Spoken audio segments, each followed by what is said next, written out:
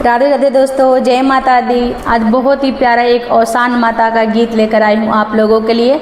Request है इस video को फुल watch कीजिएगा। अच्छे लगे वीडियो तो ज़्यादा से ज़्यादा शेयर कीजिएगा। प्रेम से बोलो औसान माता की जय हो। बीफे के दिनवा में कवन गुना हो मैया गईलू लो भाई। बीफे के दिनवा में कवन गुना हो मैया गईलू लो भाई। गईलू लो भाई मैया गईलू लो भाई। गईलू लो भाई मैया गईलू लो भाई। बीफे के दिनवा में कवन गुना हो माई गईलू लो भाई। बीफे के दिनवा में कवन गुना हो माई गईलू लो भाई। शुक्र सोमार मैया मन ही ना भावे। शुक्र सोमार मैया मन ही ना भावे। मन ही ना भावे हो मन ही ना भावे।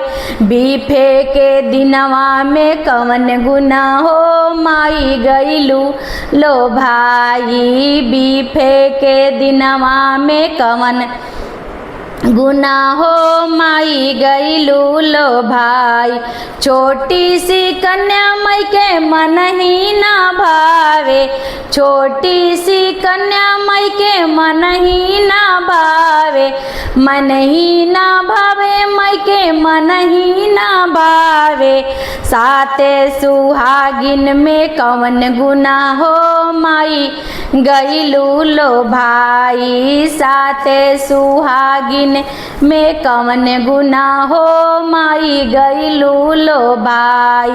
बीफे के दिनवा में कवन गुना हो माई गईलू लो भाई। पूड़ी कचौड़ी मई के मन ही ना भावे। पूड़ी कचौड़ी मई के मन ही ना भावे। मन ही ना भावे हो मन ही ना भावे।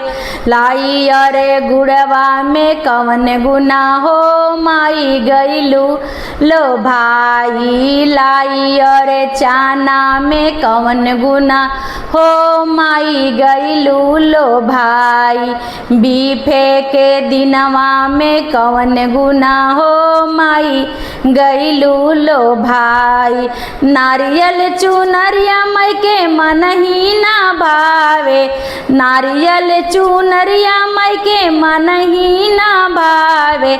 मन ही ना भावे मई के मन ही ना भावे। ललकी सोपड़िया में कवन गुना हो माई गईलू लो भाई। ललकी सोपड़िया में कवन गुना हो माई गईलू लो भाई। बीफे के दिनवा में कवन गुना हो माई गईलू लो भाई। मंदिर पतरवा मई के मन ही ना भावे। मंदिर पतरवा मई के मन ही ना भावे। मन ही ना भावे मई के मन ही ना भावे। अंगना के बेदिया में कवन गुना हो माई गईलू लो भाई। अंगना के बेदिया में कवन गुना हो माई गईलू लो भाई। बीफे के दिनवा में कवन गुना हो माई गईलू लो भाई। बीफे के दिनवा में कवन गुना हो माई गईलू लो भाई। जय माता दी।